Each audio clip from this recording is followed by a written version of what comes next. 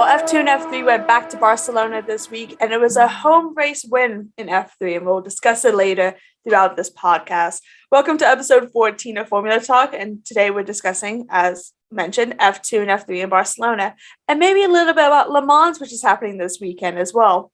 My name is Sophia, and joining me today, we have, as always, the lovely Tom Downey. Hello. The one described for the mute button. Hello, mate. How are you? I'm good, thank you. And yourself? Oh, I'm very well. I'm loving my new car. I'm loving it. Oh, yeah, I know. You sent me the photos and everything and the video of it. It sounds really great. Honestly, it's because it's an NAV8. It sounds like old school GP2 engines, but not the Alonso ones. So yeah, I love it. Good memories of those engines. But before we get into this episode, we must thank our sponsor, BetOnline. BetOnline is your number one source for all your championship finals info, news, stats, and scores. Get the latest odds and lines and the latest matchup reports of this year's NBA and Stanley Cup finals. BetOnline is your sports intel headquarters this season, as we have you covered for all your insider sports wagering needs, from basketball to hockey to MLB to UFC and boxing. The fastest and easiest way to get your betting info, including live betting options and your favorite casino and card games, are available to play right from your home. Get in on the action today by heading to the website or using your mobile device to join, and make sure to use our promo code BELIEVE, that is BLEAV, to receive your 50% bonus on your first deposit. BetOnline, where the game starts. And also, if you've enjoyed this podcast as well, we would love it if you would take 5 to leave us a 5-star rating on Spotify or a 5-star review on Apple Podcasts. And if you're one of the 72% of people who've not yet subscribed to the channel, please consider helping us out with a like, share, follow, subscribe. Well, let's get into it. So, as mentioned, F2 and F3 went to Barcelona this weekend, and it was a very interesting weekend. We had safety cars, we had changing weather, we had so many time penalties as well for both F2 and F3. And obviously we did see it in F1, and you can listen to Grid Talk's race review about that as well. But yeah, it was a very interesting weekend. Sometimes it was raining, sometimes it was dry, tire strategies, tire degradation, absolutely mental. But let's get into F2, Tom. So let's start off with a little bit of qualifying. Who took pole? And then let's see how the sprint race went. Yeah, so just looking at F2, it was a double Prema top spots this weekend. I guess you could say, and that is in both the feature and the sprint race. If we just look at the sprint race quickly, just before I say that, let me just finish first before I'm getting ahead of myself here. It was Frederick Vesti who took the win in the sprint race, and my boy who I backed, Ollie Behrman, I told you, won the... Get the predictions in early, by the way. The same as well. I said Ollie as well, so we both won. Yeah, okay, mate. Sure, I'll compromise. But yes, no, it was it was Ollie Behrman who took the win in the feature race. So just looking quickly at the sprints, it was Amaury Cordial who was on reverse pole, and then Ollie Behrman obviously taking pole for the main event. It was actually, as I said, Frederick Vesti who got his third win of the season and won the sprint race. He did pretty damn well as well. It was. It was pretty tricky conditions out there. It was a wet track that was drying, and also he was fending off a sort of charge from behind as well. Which could have an impact on the title. I mean, we've seen it in F2 and F3, just how much every point matters. Do want to say very quickly, Teo Purcell put in 2 sensational late moves after the I think it was the last safety car. I'm fairly certain it was the last safety car. Thank you, it was. Yeah. He put in 2 really good moves to get himself up into P2. He started 9th as well, and was just keeping tabs on Frederick Vesti in the championship fight. It was Purcell's teammate Victor Martins who got his I don't even know how many podiums he's got now. But I can't tell you he finished third. So ART had a 2-3 on the podium. And it was there we are. Thank you so for that message. It was his first podium since the second round in Jeddah. So yeah, so been a little while, been a little while coming, but it's here. Just talk quickly about the reverse pole sitter Cordeal. He did launch off into the lead. We didn't have a standing start. We had a rolling start due to the rain.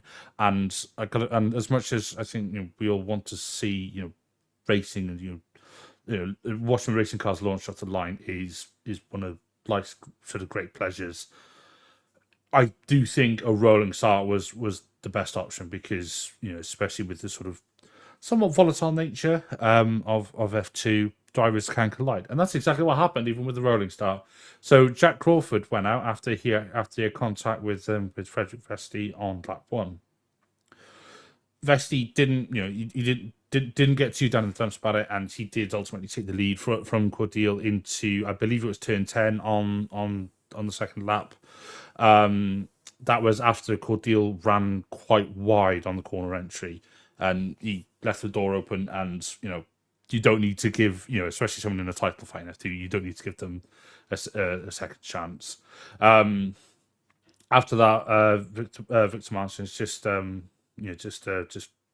sailed off into the lead more or less.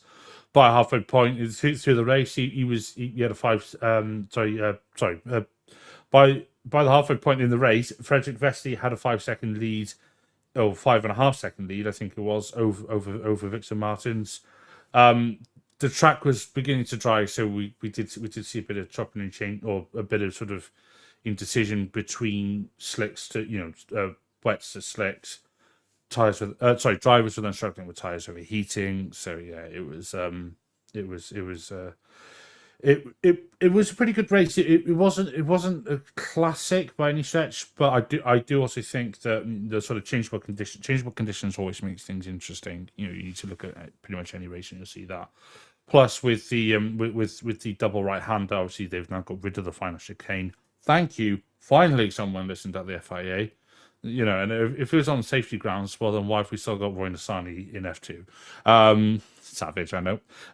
So it's just like, I can't believe he just said that. It's like, I can. And then just looking at the end of the race, Correa brought out the safety car. I do think it's a bit amateurish, to be honest, because he spun it into the gravel, which happens, whatever. But he then just kept burying his foot, and he was just, it's the whole point of gravel is to stop you. So if you just bury, you're just gonna get bogged down, and then that's what he kept doing. Safety car came out. That was when Pocher made a really good move at the inside of Dennis Hanger at turn 1 on the restart. I was practically on the edge of the sofa by that point. I was like, oh my God, is he going to make it? Full tension up. But no, he did.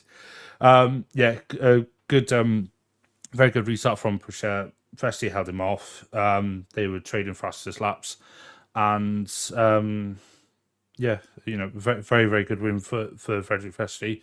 The one time that we don't say that Teo Pocher's going to have a stormy weekend, he actually does really well. Maybe he's got that reverse curse or something. I don't know, but I mean, it's the same as like when I say about Zane Maloney as Maloney well. on the podium, yeah, that all over again. So yeah, the sprint race, I think largely helped by the conditions. It was a very, very good race. Yeah, I mean, to be fair, I'll put my hand up and be honest. This is probably one of the first weekends I've actually missed majority of the weekend. I'm currently house and dog sitting for my mate, and the lovely dog is just under 5 years old. Staffy is very, very needy and adorable, but trying to watch the race, or even trying to find a stream that will work because they don't have Sky, was very tricky. So I actually missed the majority of this entire weekend. So I was watching the highlights though when I had the chance over the last couple of days, as we're recording right now on Wednesday. But to be fair, it was, I agree with the rookie mistake. I say rookie, but it shouldn't be, of Correa.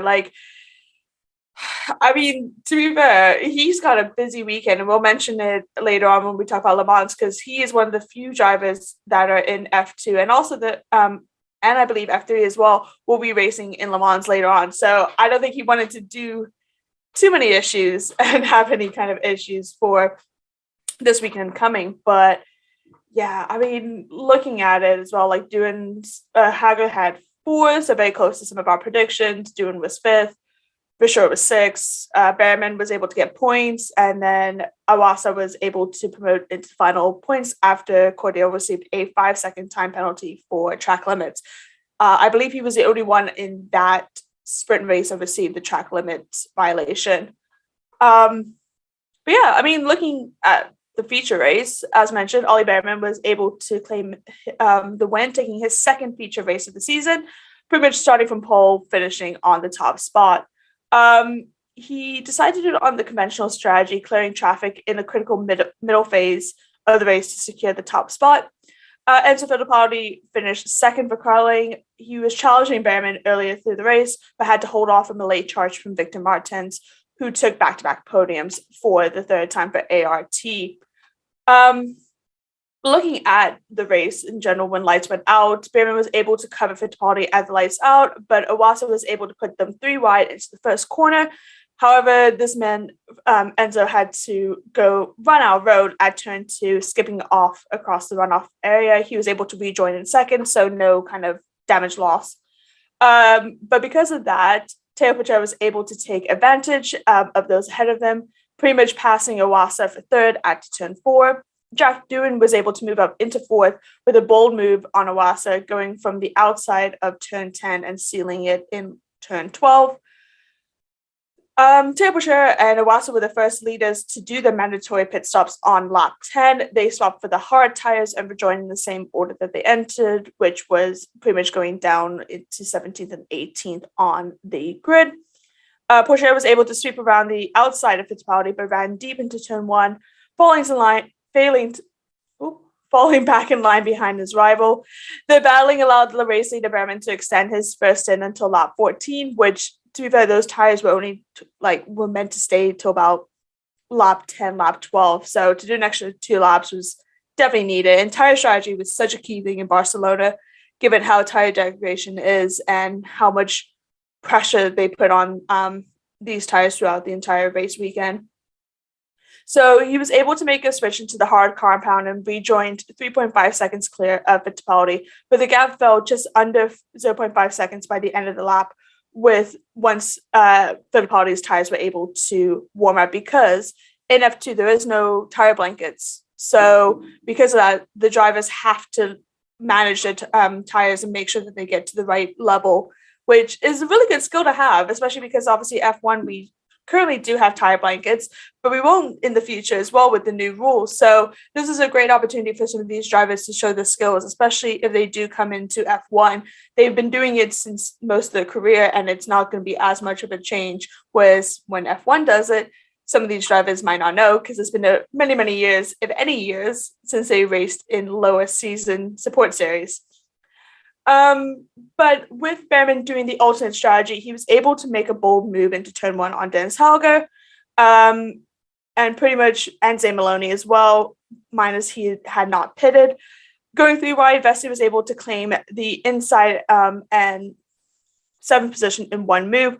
1 lap later, he cleared Teo Pacher into lap 1, getting his sights on Victor Martins and ahead. Behrman was able to remain out of touch in front, securing, as mentioned, his 3rd victory of his rookie campaign ahead of Fittipaldi and Martins.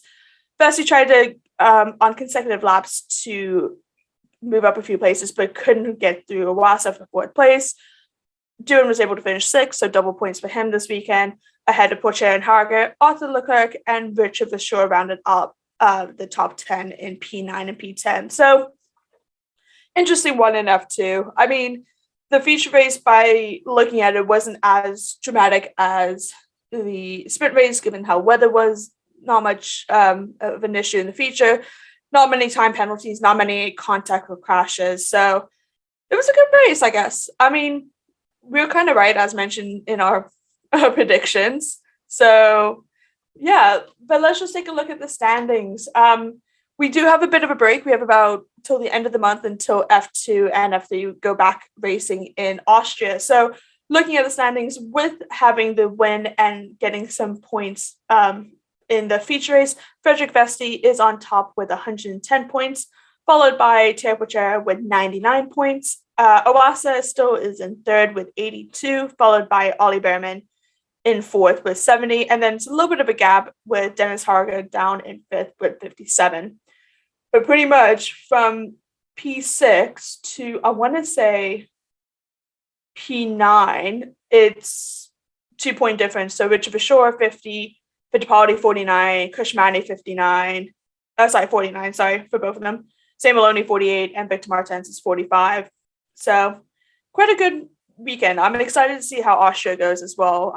We don't have that many rounds coming up. Don't have that many rounds left into it, but let's take a look at F3. Now, F3 was a little bit more chaotic, I will say.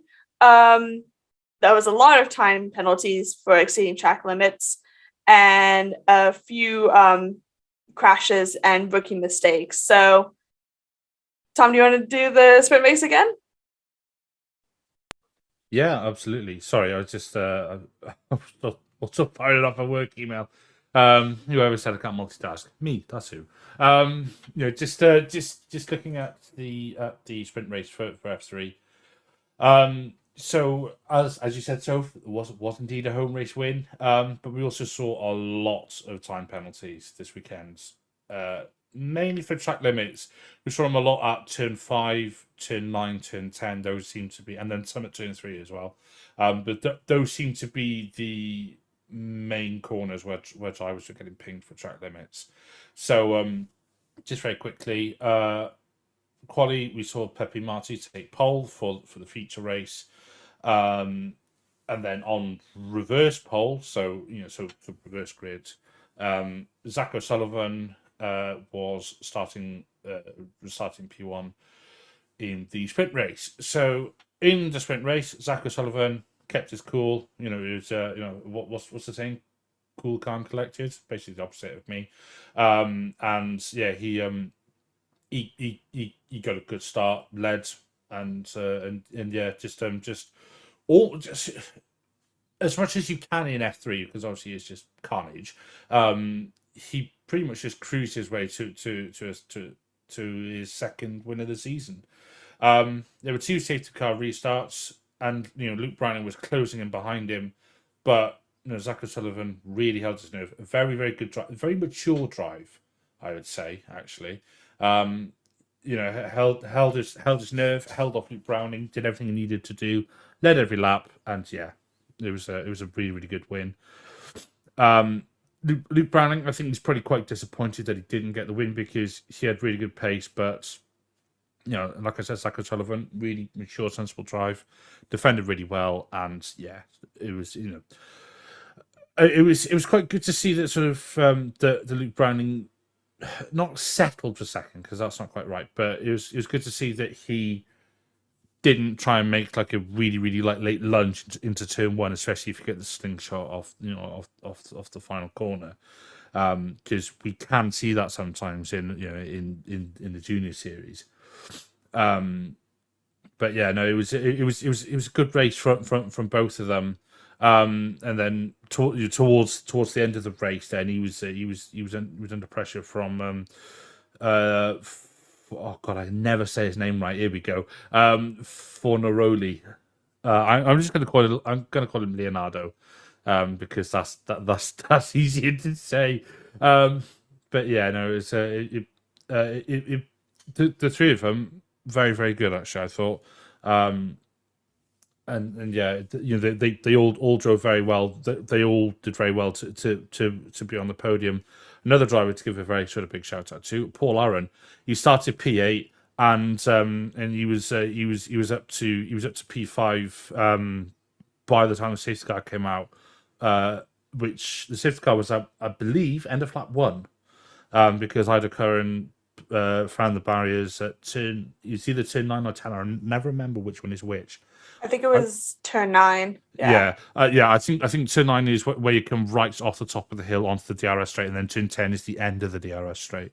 I can never remember if turn 9 is the king going up and turn 10 is the right hander or what. But yeah, so it's where a lot of the drivers went off in F1 quali as well. So yeah, so all in all, to be fair, F3 pretty well behaved. It was like we said, it was Zach O'Sullivan held his nerve. Luke Browning did well, and then ultimately Luke Browning was then holding off Leonardo. I'm not gonna say his surname. I do apologize because I will just get it wrong and I will just end up biting my own tongue. And yeah, it was a bit disappointing with Gregoire Saucy because I thought he's been pretty good so far this season, but he ran pretty wide at that final corner, and Paul Aaron he's just right, thanks, see you later, son, and just mugged him down the straight and then shut the door firmly on the exit of turn 1, and then he then lost places to I'm sure it was Sebastian Montoya and Bortoleto, I think. He definitely lost places to 2 more on the exit of turn 1. So he all from a poor exit out of the final corner, just by running wide, he really compromised his entire line and lost 3 places. So only takes one mistake, literally in F3. It's that competitive for it. Like one slight go offline and you're potentially out of the points or just out of positions. Yeah, it's it wasn't great, to be honest. And given he's had a relatively good start to the season, I'd imagine he'd be pretty disappointed with that. But hey ho. We'll just have a quick chat about Gabriel Mini, obviously, championship leader, all the rest of it. He was having a good battle with Mansell, not Nigel Mansell, as we've been over, on lap 16, but they did have a bit of a coming together. Mansell went spinning off at turn 2, brought out a safety car, and Gabriel Mini got a 10-second penalty for causing a collision, which it's like, it is. You've got to look at it 2 ways. You've got to look at it one way, like it's racing, but the other way, you can't just, you're not playing dodgems. You are still in, an FIA grade single seater. So I was sort of on the fence about it, but then sort of like looking back on it, I think the penalty is more, getting a penalty is more than fair. But I was a bit surprised it was 10 seconds. But I suppose also on the flip side, he nigh on ruined Mansell's race. So yeah. And then just saying about after the restart, Zach O'Sullivan just put a bit of daylight between him and Luke Browning. And then Luke Browning was fighting off with Leonardo for P3, and then that was it. I've got to be honest, I'm really enjoying S3 this year. Really enjoying it.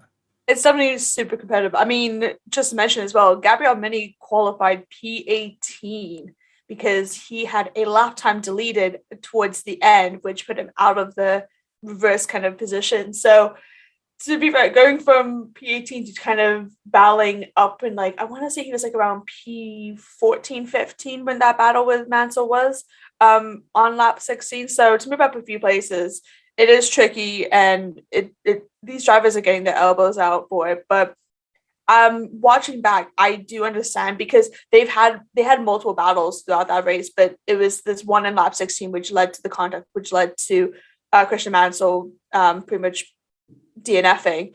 I think it was an accumulation of all the battles. Like if we take, for example, Clement Novalak in F2 in Monaco, he got some penalties because of all of his battles that he was doing outside the tunnel in Monaco. So it was kind of, I believe it was just an accumulation of all the battling and not safe moves that Gabriel Mini was doing throughout the race in the sprint race. But feature race, it was Campos, who are based in Barcelona, with a driver from Barcelona, Josep Pepe Marti. It was he proved that there's no place like home. He secured his first F3 feature race victory. Pretty much, he started from pole, kept everything in check to convert it into his third win of the campaign. He's won 2 sprints beforehand this season so far, and he's now moved himself very much closer into the title contending. We'll discuss the standings after this feature race review. Franco Colapinto, which is a driver we both mentioned, I believe, in our predictions in episode 13. He was able to return to the podium for the first time since Bahrain sprint race, but couldn't catch Marty for the win after the mid-race overtake for second. Dino Bekovic, who had not the best sprint race the day before, pretty much his consistency was able to keep him comfortably finishing third. But looking at it, despite getting a strong launch off the pole, Pepe Marti was forced immediately to dive into the inside to cover off Taylor Barnard, which I'll mention, Taylor Barnard to qualify P2, really good. However, his race became undone the minute it started. Pretty much going down towards the rest of the grid, after scoring his maiden podium in the sprint race. Luke Browning's race came early on the opening lap. He had contact with Leonardo Fornaroli down into turn 4 left, which left the number 16 high-tech driver pulling up with a broken suspension, bringing out the safety car. Marty was able to make the jump early on lap 7, pulling away from Taylor Barnard through turn 12. The Briton was all over the Campos driver just after the restart, but couldn't sustain the pace and dropping out of DRS range by lap 10. And this is just where it all kind of unfolds for Taylor Barnard. He just began to steadily drop down the order, with Colapinto overtaking and Bekovic breezing past the driver on the main straight on consecutive laps with the DRS support, followed by Bartoletto and Paul Aaron going past shortly after in the following laps. A mistake out of the final corner gave Mary Bora and Sebastian Montoya the opportunities to pounce as well onto Taylor Barnard, while Boya, who is also from Spain, was able to get through. Taylor was able to fight back, diving up the inside of Sebastian Montoya to remain eighth momentarily before a late lunge from Montoya struck. In the battle for the final points, sprint race winner Zach O'Sullivan was able to make an ambitious overtake attempt over Oliver Goethe on the outside of turn 13. It pretty much meant that the pair went 3 wide, with Gregor Saucy going into the mix on lap 19. Although both the Prema driver and the ART drivers were able to get past, it was Gregor Saucy who picked up a puncture after a slight contact with the trident of Oliver Goethe's front wing. Saucy dropped back to the pack while Goethe received a 10-second time penalty for this collision. But out front, nobody could deny Pepe Marti this win, and with a home race win, the crowd was going absolutely wild. He was able to take the checkered flag 4.4 seconds ahead of Franco Colapinto and Dino Bekovic. Bortoletto achieved back-to-back P4 finishes ahead of Paul Aaron and another Spaniard, Mary Boya. So I was watching, to be fair, that was the only race I was able to watch from start to finish was F3's feature race. And watching the lead up to it, seeing people in the crowd with the signs for Pepe Marti, I feel bad for Boya because I didn't see anything for Boya, but all I saw was just for Pepe Marti. Mind you, again, he was on pole. He had more the content to kind of win. But it was just absolutely amazing. And then when coming across the checker flag and putting the car into the Parc Ferme, you see Fernando Alonso there because he is part of Fernando Alonso's management team, the AF14 management, I think it's called. So it was so nice to see, and it did mean a lot. Like, you could see him like sitting on the podium after all the celebrations and just like kind of soaking it in. Like, to win at your home race, I feel like it's probably one of the best achievements you can have in your career. Obviously, like, guys want to win Monaco and win Indy 500s and Le Mans and all that, but one that's more attainable to get a home race win, I think, is probably the nicest thing to have. And especially because he was actually very down in the standings, but because of how well he performed, he actually moves up to P2 in the standings for it. And there's a big gap between Bartoletto, but it definitely has helped him in that. But honestly, like, the race was so good. Like I said, it was the only one I was able to kind of see all the way through. There's a few other drivers that had time penalties down the grid, but obviously it didn't really matter because it was in the non-points positions. But Yeah, I mean, looking at the standings, a bit of a shakeup with Mini not scoring any points this previous weekend, and Saucy as well. It means Gabriel Bortoleto is currently first with 92 points, and then a big gap with Pepe Marti at 68, followed by Dino Bekovic, which with his podium and decent position in... Oh, no, he didn't score points in the sprint. He was close to the sprint, but didn't score any points. He's moved to third with 61 points. Gabriel Mini, again, no points this weekend, is still at 56. Paul Aaron, scoring points in both races, is at 54 in P5. But it is more competitive. I will say, I think I got my prediction right. Oh, no, I only got 2 drivers. My bold prediction, I said 4. I got 2 of them got right. Christian Mansell was able to score 1 point in the feature race, and Nikita Bedrin was able to score 1 point in the sprint race. So I got 2 out of 4 of my bold prediction right. But I can't remember yours. I feel like yours was wrong, though. Oh, thanks, Soph. I can't remember yours, but I feel like yours was wrong. I think it was none taken, mate. None taken. I think it was meant to do about like the safety car or something like that, or DNFs. It was something like that. We'll have to listen again at some point. maybe with the break taking place, obviously we'll talk about F1 Academy in a few weeks' time with the preview of that. But maybe next week's episode we kind of listen back and kind of see who's leading the standings between the two of us for predictions and the points. Yeah, episode 15, reviewing F293 prediction points and analysis. No, we don't need to do that. Why? I'm going to enjoy it because I feel like I'm the one that has more points than you. Yeah, exactly. That's why we don't need to do it. I just want to hear some of the bold ones, like revisit some of the bold ones. But yeah, I mean, as mentioned in the earlier part of the episode, it is Le Mans this weekend. So I will need... Well, actually, before we get into Le Mans, news came out yesterday. Sorry, my head is all scattered this afternoon. Because of Imola being cancelled, both F2 and F3 have announced that there will be no replacement race taking place. So this makes it even more competitive for these drivers because they have one less round to secure points. So I honestly think for F2, normally it went to the last race before Abu Dhabi, which is Monza. Imola. Monza. Normally Monza determines the winner. I think it's going to go all the way to Abu Dhabi now because of how close it is potentially. F3 will go to the last 100%. I know that will definitely be the case. Go to the last one, which is Monza. But one less round to get points when it counts every single weekend.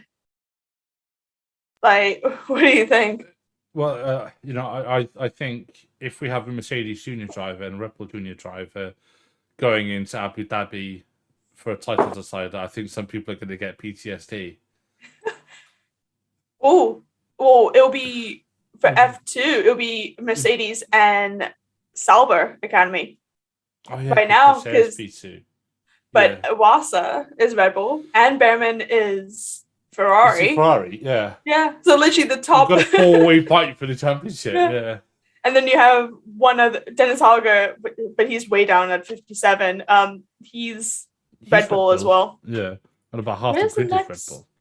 Yeah, because only Williams up is Jack Doohan, who's currently 12th. So we wouldn't get Williams involved into that situation. There's no McLaren, there's no Haas.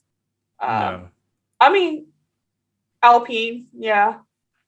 I said, yeah. Sorry, Jack Doohan's Alpine. I was going to say, Jack Doohan's Alpine. There is no Williams in F2, but there is Williams in F3 with Zach O'Sullivan and F1 Academy. Luke Browning. No. Oh, no, sorry. No, I'm wrong. Yeah. Yeah. Well, there is a Williams, I think, in F1 Academy as well. Name forgets. It's been a while since we've talked about F1 Academy. Yeah.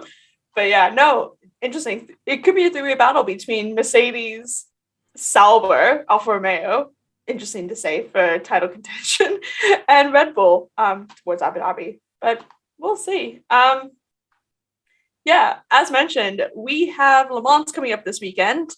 So right after Barcelona, a few of the drivers had to literally bolt out of the paddock to go straight to France to do the testing. And I'm going to list off some of the names and where they come from, because there's a few XF1 drivers, there's a few feeder series drivers, and there's a few IndyCar drivers.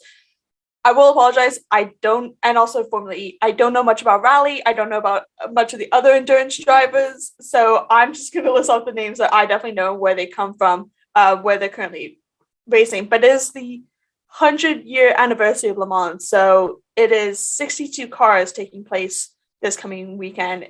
I'm so excited. Qualifying starts today. We're recording on Wednesday. So it starts around 6 p.m. tonight on Wednesday. I'm really excited. But looking at some of the names, we have Scott Dixon, who races in IndyCar, Jacques Villeneuve, XF1. Let's see. Sebastian Buemi, Formula E. Antonio Felix Costa, Formula E. Antonio Giovinazzi, XF1 and XF3, FE. Paul di Resta, if you listen to Sky Sports, you recognize that name. Jean-Eric Verne, F1, Jack Aiken, an XF2 driver and F3 driver. Juan Manuel Correa, so he is one of the few drivers from F2 currently racing. He'll be racing with Prema in the LMP2 cars. Who else do we have? Brandon Hartley, Pietro Fittipaldi, F2 and XF2, and is currently the reserve driver for Haas. Robin Franz, Formula E. Let's see. Where Ollie Caldwell, XF2 driver. He'll be racing with Alpine. Robert Kubica, XF1, iconic-ish driver. Who else do we have? Daniel Kvyat, XF1 driver. I'm sure Kvyat's racing under an Italian flag. Yes, according to Autosport.com, he is still racing with the Russian. There's a few Russian drivers that are still racing with the Russian flag. I don't know. I know he drives under the Italian license. Oh yeah, so yeah, that's probably it. So although they've not moved over. Yeah, I'd say because obviously with things that went on last year and it's still ongoing. Russians have Russian-based drivers have a hard time getting licenses and stuff now. So I don't know. And then Druva, I think he's reserved because I don't see him listed, but there is some drivers that are still to be announced as well. But he does race with Prema, I believe, in the endurance cars, and I think Montoya as well is being supported as well. But there's an innovative car as well, which is using a Chevrolet Camaro, which is pretty much a NASCAR, obviously filtered a little bit. And it's Jimmy Johnson and Jenson Button, along with Mike Rockefeller, who will be racing in that car. However, they cannot get podium. They cannot get a win. It's just literally an innovative car. There's been some wild innovative cars throughout the years, including a hands-only car, the Batwing one that looks very cool, a few other, I think it was like a hydrogen or carbon-only kind of one. So quite an interesting one as well. But there is also a lot of reserves as well. So I think some of them could be some other drivers that we might recognize. But according to the website I'm using that was posted a while back, actually, there's still some drivers that probably could be confirmed for it and kind of changed around. But I'm really excited to see it. Will you be watching it, Tom? I'll probably have it on whilst I'm working and stuff. And I am actually competing in World Series of Warzone, which is Call of Duty tournament. So I don't look at me like that. So I'm gonna have my laptop or my iPad here next to me on the chest of drawers next to my desk. So whilst I'm shouting all sorts of profanities and shouting he's one shot, I'm gonna look at. I'm gonna try and watch it. I'm hoping I can watch some of it.